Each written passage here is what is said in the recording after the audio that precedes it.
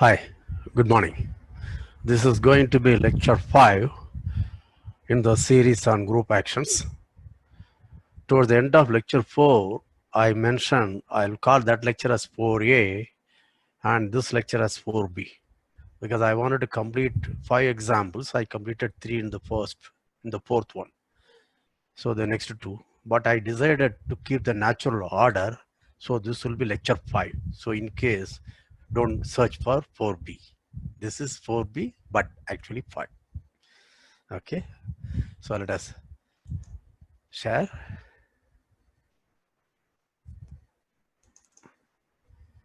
Yeah. So we'll go to example number 4.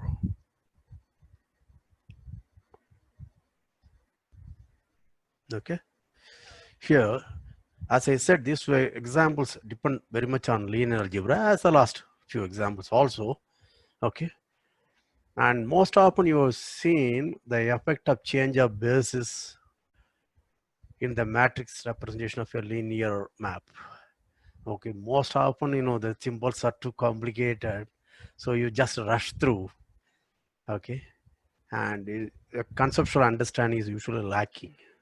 But do not worry about whatever is needed. I will just quickly do that. So in such a way that you should be able to at least follow what is happening here.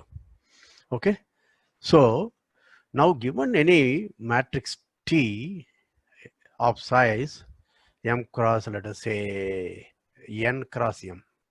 So notice that the key thing is n cross m. Usually you will write m cross n over any field k, but it could be r for all per. Okay, I will keep saying only r, but it could be any field.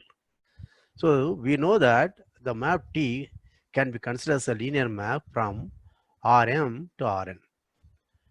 And remember, these are all column vectors. Okay, Rm consists of column vectors, that is matrix of size m cross 1, Rn will be matrix of size n cross 1. Okay, and how do I do that? If you start with x, a column vector in Rm, then we denote by Tx. This is the matrix product. Okay, so what will it be? It will be n cross m into m cross 1, that will give to n cross 1. So I get a matrix. Okay, right. Now what I want to do, I am going to look at GL and GLNR and take the direct product of these two groups. What is GLMR? It is set of all m by n invertible matrices. That is same as saying determinant is non-zero. Similarly, GLNR is also defined. All right. So what I want to do, so this, of course, this is a product, okay, the direct product of groups. Therefore, this is a group. Okay. Now I want this group. This is my G. I want this G acts on n cross m cross. You see that I started writing R, whereas it could be for any k. Yeah. Okay. How does it act? Okay. You give me an ordered pair A, B. Where is A? Is here. GLMR. B is in GLNR. It has to act on T. The definition is, let us put a T here, and this is an n cross m matrix.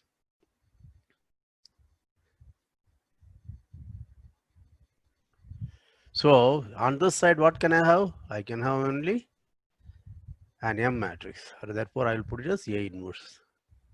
And here I will put it as B. So notice that this is n cross n and this is m cross m. Therefore, what will I get? I'll get n cross m finally, an element of this. So it's easy to check this in action. Okay.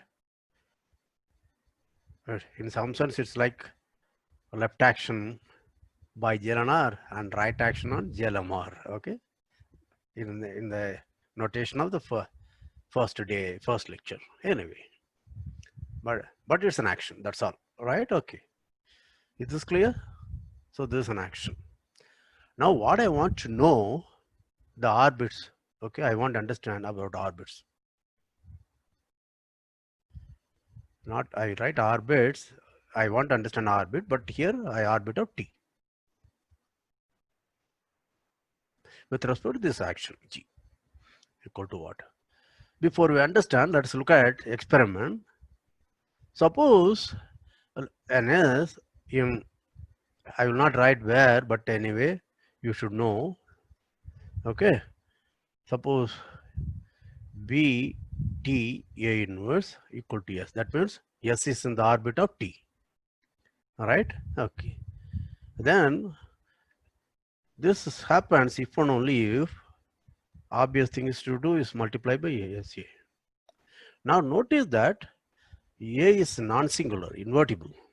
Therefore, the rank of SA is same as rank of A. And similarly here, B is invertible. Therefore, rank of BT is same as rank of T. Sorry, the rank of S.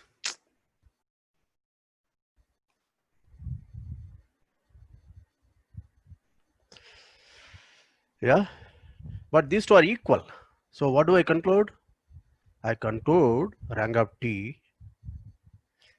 equal to rank of S. Notice that I am looking at S in the orbit of T. Then what I can conclude is rank of S must be the same as rank of T. Okay. So that's the first observation we make, namely orbit of T, okay, is contained in Sm wherever M cross N cross M or whatever, and so that rank of S equal to rank of T. You understand this? Right. So we have some idea about orbit. We actually want to claim they are equal. Right? But before we go, I can prove it in a minute, but usually whenever I see such things, what I do is I take some special cases, try to understand what happens there. Okay. So let's try to understand. So can you think of a simplest? Okay. Now what could be the possible rank? Suppose rank of T equal to R. What are the possible values of R? R must be between 0 and minimum of M and N. I hope I'm right. Yeah. Right. The maximum possible rank will be just the minimum of M and N. Right. Okay. Right. Okay. Now fix an R like this between this. Can you think of a T such that rank of T equal to R? The simplest possible case.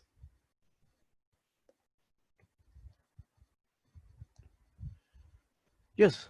What will I do? Think of this, as I said, T is actually a matrix. But the matrix is going to be I am going to consider as a linear map from Rm to Rn. Therefore, the rank of this matrix T must be R. So what is the easiest way? With respect to the natural basis, okay, the standard basis, use standard basis. Okay. So let us make a convention.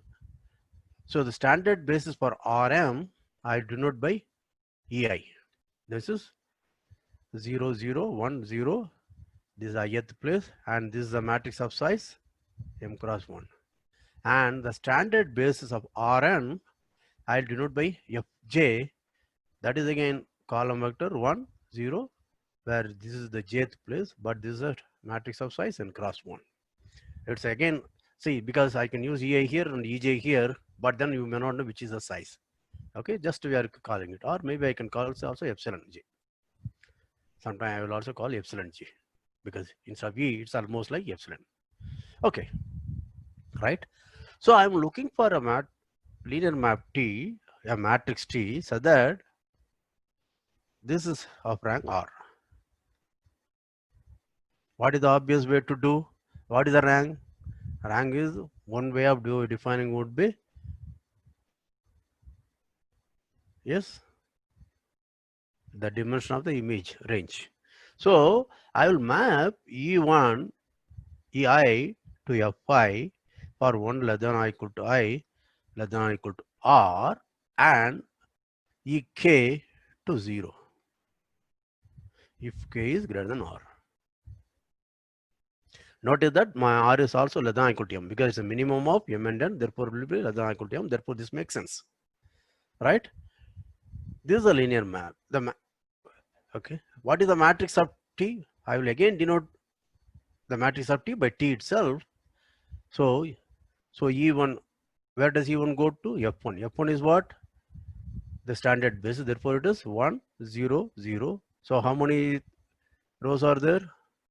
N rows, right? And 0, 1, 0, and so on. Okay, and this rth place, I will have rth place will be 1, and below it will be this is rth place and 0, and after that this is only 0. So I can write it as IR 0, 0, 0. Do you understand this? This is R. Yeah. So the simplest matrix T, whose rank is R, is of this form. All right. Right. Very good. Now let's go back. Do you understand this? Okay. Now I want to show that, okay, if rank of T is R, I want to say this matrix, the simplest matrix, let us call it as TR, okay, TR belong to the orbit of T. TR is a very natural matrix of rank R, right? Okay. How do I do that? Okay, this is a very simple linear algebra. How do I do that is, let us choose, let T think of this a linear map from Rm to Rn. This is a matrix, remember, but I know how to think of this as a matrix also, sorry, linear map, right? Now the rank of T is R, that means the dimension of T of Rm is R, right? So choose a basis V1, V2, Vr, a basis of T of Rm. Okay. Now extend this to a basis V1 to Vr, Vr plus 1 to Vn of Rn. You understand this? So I choose an ordered basis V1, V2, Vr of TRM. That is, choose any basis and put them in order, some order. Okay. And then extend it to a basis of Rn. Can I do that always? Yes. Now remember, V1, V2, Vr is in the image of T. Therefore, there exists Ui, so that where Ui in Rm, so that T of Ui equal to Vi, or 1 less than I or equal to I, less than I equal to R. Is it okay? Right. Now it's very easy to check. Okay. This is essentially a rank nullity theorem proof. Okay. The argument follows rank nullity theorem. The same kind of proof. So you can find out U1, U2 R is linearly independent. If you want, I will quickly go through the proof. If Ci Ui equal to 0, apply T on that, that means T of 0 will be 0. But then this is summation Ci Vi. But V1, V2, V are linearly independent, that means Ci's are 0. Okay. This kind of thing you should be confident. You should not just at any time, you should be able to go through that rather than yes. Okay. So what I have got? I have got U1, U2, UR linearly independent subset of Rm. Now what can I do? I can extend to a basis. Okay. To a basis U1, U2, UR plus 1 to UM. Basis of Rm. All right. Okay. Now this is good enough for us to construct the matrices A and B. We want to do that. So what is my aim? My aim is to show that this matrix TR, this matrix belong to the orbit. When does it belong to orbit? If I can find matrices B and A, so that BTA inverse equal to TR. You understand that? Very good. So that means I have to find A, okay, which is an invertible matrix in Rm, and this is an invertible matrices in on Rn. Okay. Okay. Now how do I do that? It is staring at us. So the only thing is we have to be a little careful, right? Suppose now let's look at E1 to EM. This is a basis, and U1 to UM. This is a basis of Rm. All right. Now I know I can write a linear map A1 which takes E1 to U1, in general EI to UI. And this we had already seen how to do that. This is A1, not AI. Okay. I know how to do that. How will I do that? This matrix, when I operate on EI, it should be UI. That means you express U as linear combination of something like CJI, EJ, and this CJI will form the ith column. Okay. Or jth column if you want. EJ equal to UJ. Therefore, it is going to be IJEI. Okay. Right. We had already seen in lecture 1. Not lecture 1, lecture 4 beginning. Okay. So I know how to find a matrix A such that A1 of EJ equal to UJ for 1 less than or equal to J less than or equal to M. You understand? And therefore this matrix A1 is invertible. Let A be the inverse of A1. That is the A I want. Why? Then what does it mean? See, notice that A1 of EJ equal to UJ. This, therefore, what do I get? This is to be, therefore, this implies, okay, A of UJ is EJ for 1 less than or equal to J less than or equal to M.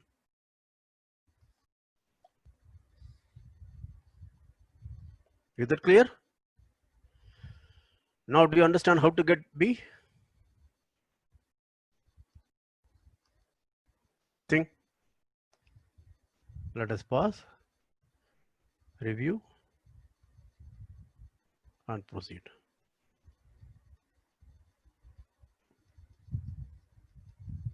Go through this, how to construct A. Now, from that, do you know how to construct B?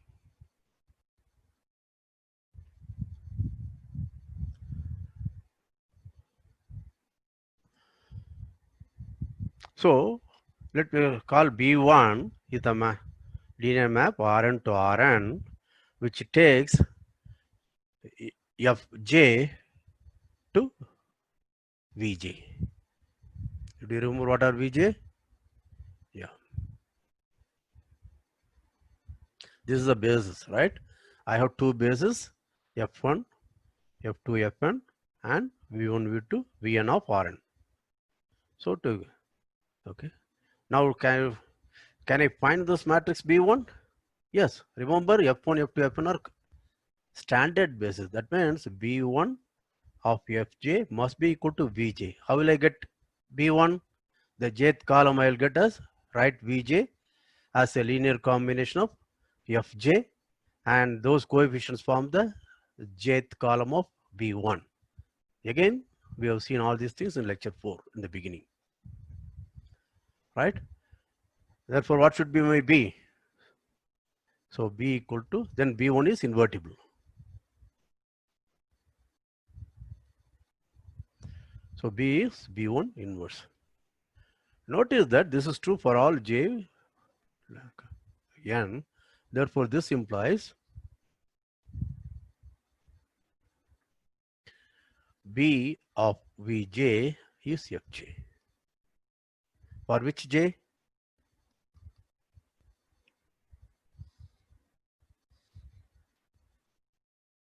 Okay. Now we got A and B. Now I claim, okay, what is the matrix? I have T. This is n cross m. Therefore, my A should come here. Therefore, A inverse of B.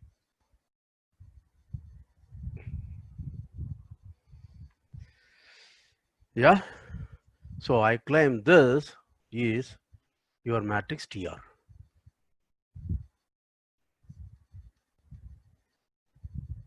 This is the size n cross m. Okay. We have to check this. Now this is the matrix, right? Real. Okay. A matrix of size n cross m. Now understand, I want to show this matrix is same as this matrix. That means this is 1, 0, 0, this rth place 0, 0, 1, 0, rth place 0, 0, rth place 1, and 0, 0, 0, 0, 0, 0. You understand? So I know this matrix if I know what is its first column. If I want to know its first column, what do I have to do? I have to operate it on E1. You understand that?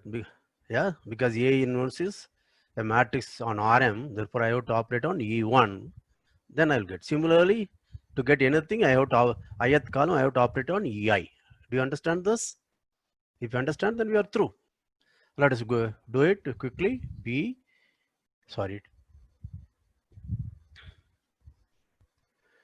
BT A inverse EI. Notice that you should think of them as only matrix multiplication. Okay, don't think of as an operator operating on EI if you want. EI is again a matrix. Now what is A inverse of EI? Go back.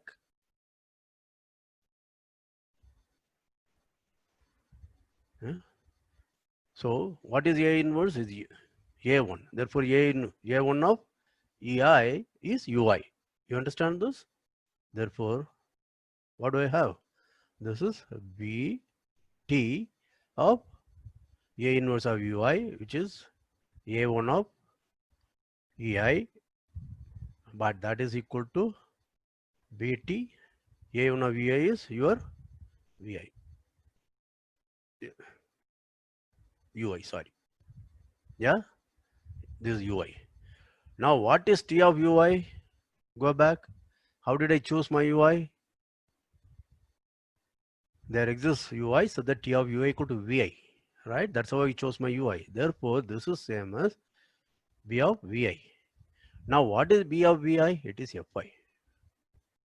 Therefore, what is ith column? It's a standard basic vector, ith basic vector in Rn. So I got it. This is for which I? This is for I less than or equal to R. You understand? Now suppose my I is greater than R. Now what will I have? I will have the same thing. Go through this. Now you will have BT. Up to this is okay. This is all right. This is all right. But here let us look at BT UI. But I is greater than R. What is you are? Sorry, I made a mistake. Very good. Yeah, this must be not any basis. Is a basis for kernel. Yeah, so choose UR plus 1 UM as a basis for the kernel of T. Okay, then this is a basis.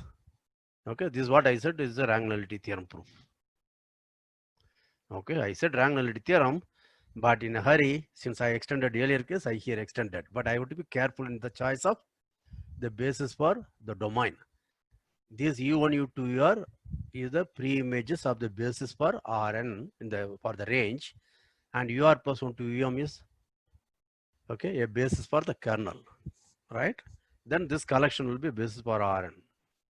Sorry for the goofing. Let us come back. So when I is greater than R, what do I have? B of TUI will be B of 0, which is 0. Therefore, this will be 0 from R plus 1 to onwards, the column Ci for I is greater than R will be the column. The ith column will be 0 column. So I got it. Right? Okay.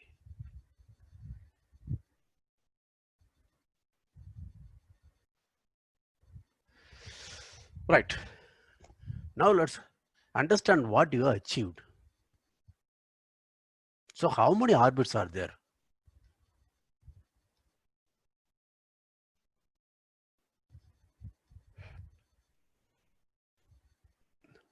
Notice that in any orbit of T, if the rank of T is R, then my TR has to be there.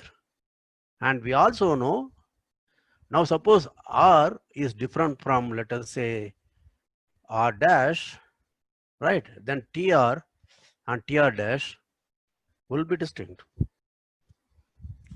right? Because let us say R is less than R dash, then the rank of this will be R, the rank of this will be R dash.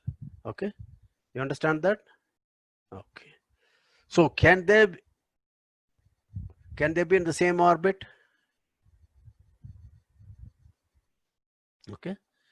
If R is not equal to R dash, then TR and TR dash cannot be in the same orbit.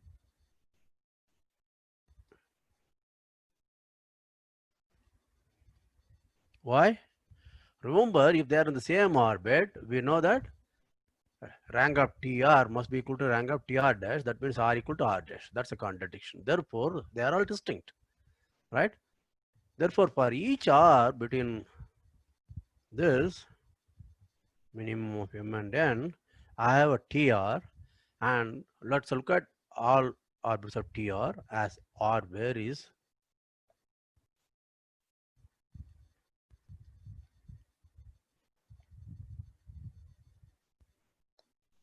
Okay, all these orbits are distinct orbits. Therefore, under this group action,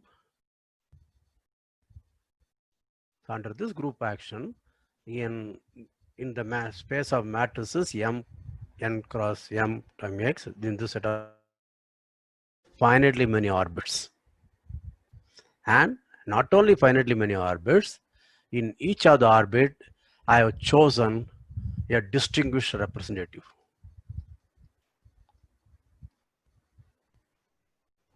So I can simply call it OR. So what is OR? It is set of all n cross M of R, so that rank of T equal to R. These are all the orbits. Okay. In this, I have a very distinguished representative TR. TR as we have defined earlier. You understand that? Therefore, what I call as a transversal will be TR.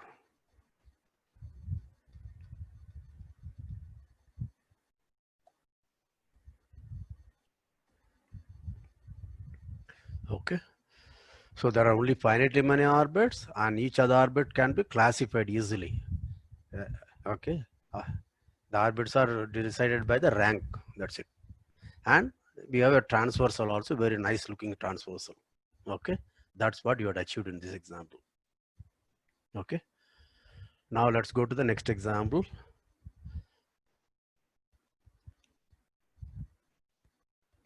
Hi. This is the last example. So in this, before I go, I don't know how many of you have seen Jordan canonical form or any such thing. So I'll just briefly say something, the simplest possible case, so that you will have an idea and you can understand it later. Suppose I have a linear map T from V to V. Okay, let us assume V is n-dimensional. Okay, right? Over a field K, and lambda is a scalar K. And suppose I have a, okay, see vectors V1, V2, Vn, okay, so that T of V1 equal to lambda of V1, T of V2 equal to lambda V2 plus V1, and T of V3 lambda V3 plus V2, and so on. And T of Vn will be lambda Vn plus Vn minus 1. You understand? Suppose there exists vectors with this. You can check then V1, V2, Vn is a basis of V. This is very easy trivial checking. Okay? These are all assuming non-zero vectors. Okay? This is the basis of V. Now with respect to this basis, I can construct the matrix of T. So the domain also has the same basis V1, V2, Vn. The codomain also has the same basis V1, V2, Vn, where V1, V2, Vn have this property. So this is called a Jordan chain, Jordan basis or Jordan chain of V. Right? Now what will be the matrix of T with respect to this basis? This is going to be what is the first column? It is lambda. And what is the second column? 1 by lambda. What is the third column? 0, 1 by lambda, and so on. You see that?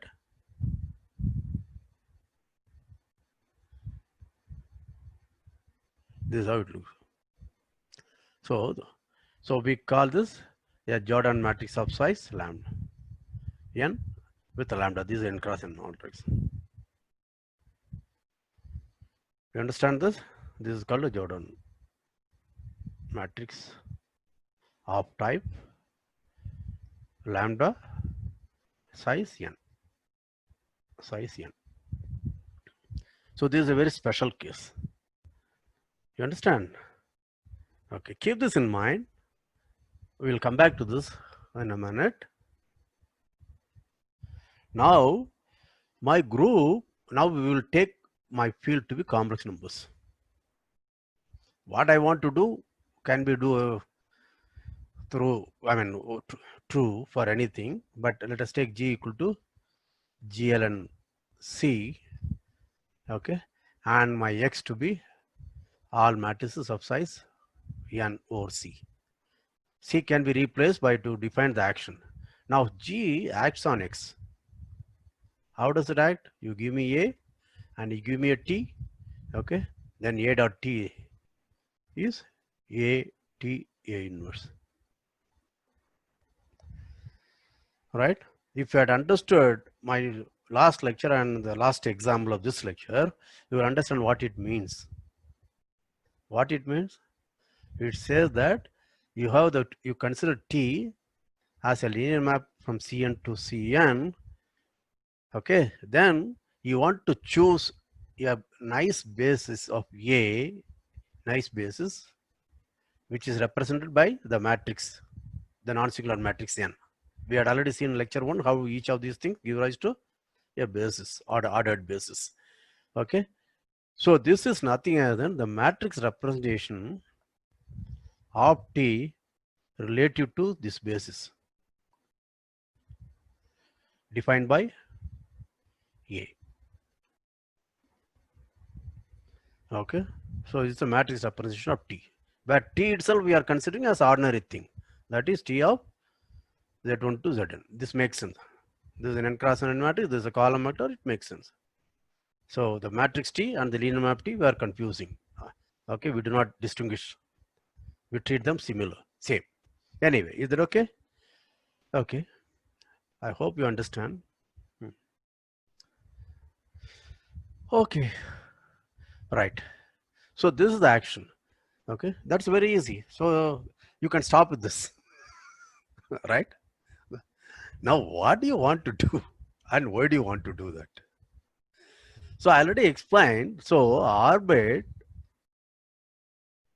of T with respect to this action of G is nothing other than matrix representations, matrices which represent T, okay, relative to various bases.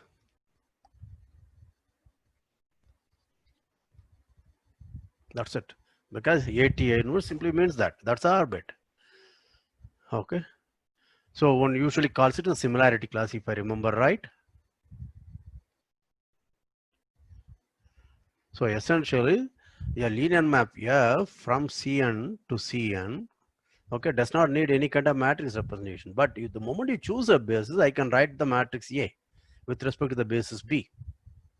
Okay, and I may write a matrix A with respect to basis B dash.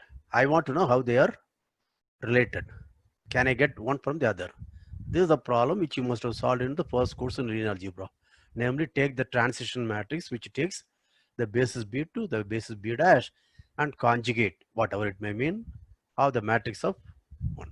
Okay, each are conjugates of this with respect to the transition matrix.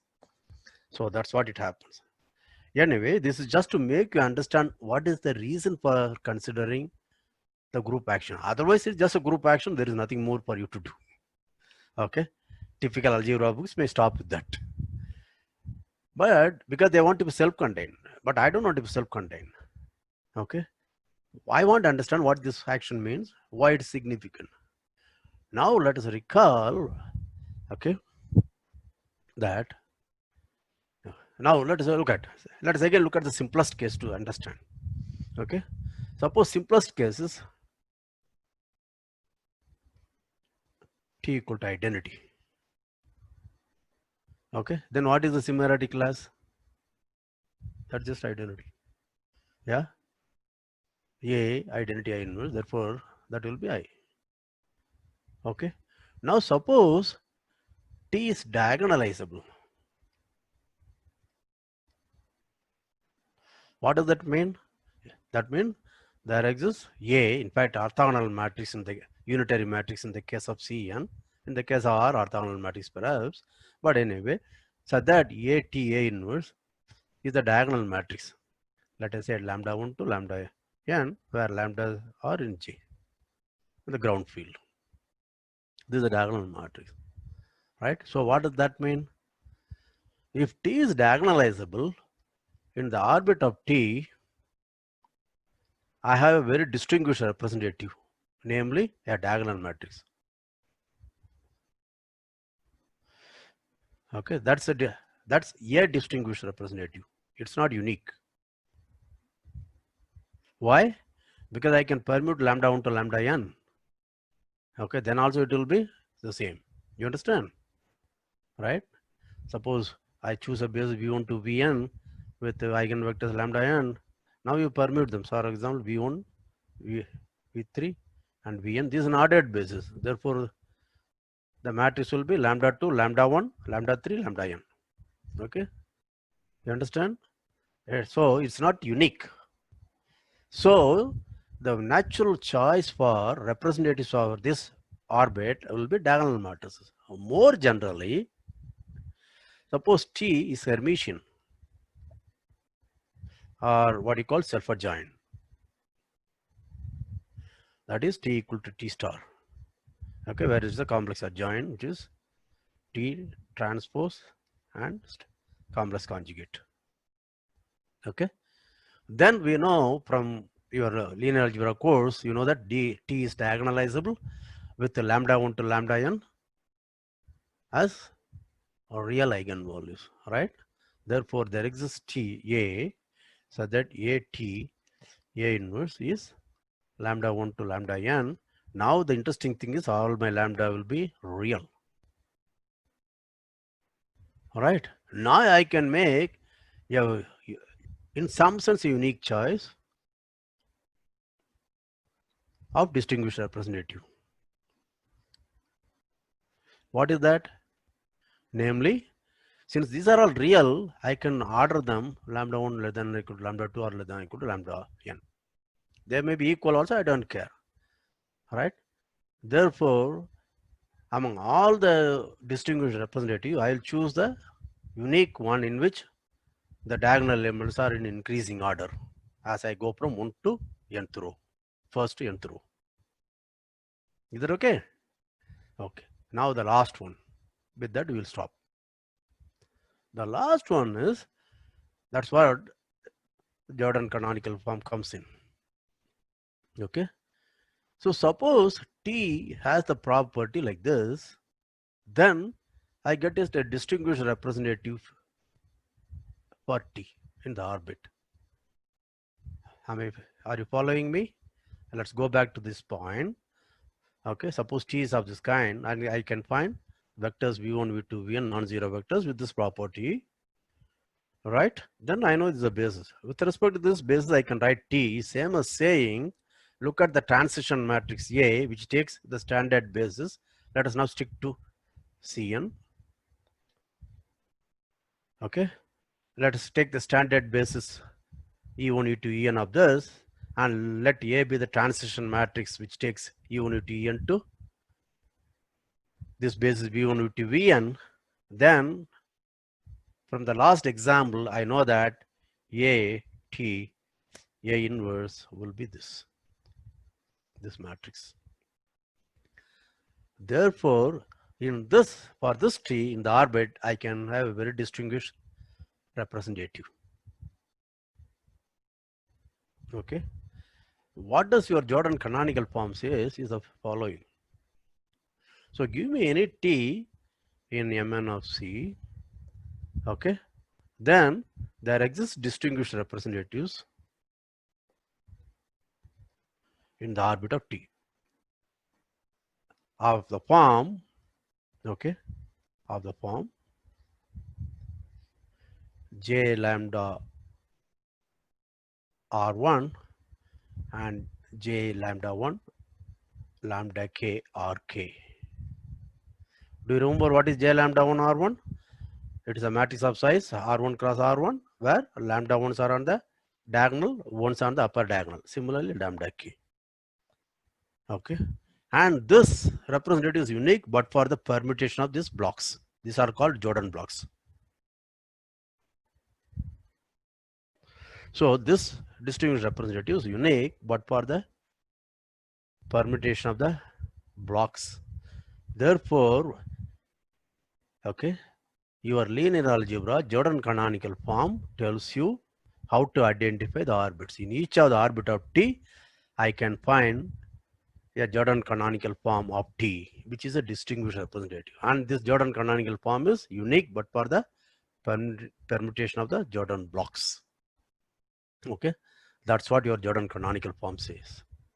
Okay, so that is the reason why this action is important, right? So when GL and C acts on M and C, I'll get orbits. In each of the orbits, I'll get some distinguished representatives. These distinguished representatives are nothing other than Jordan canonical forms of the given matrix T. I hope you enjoyed. Okay.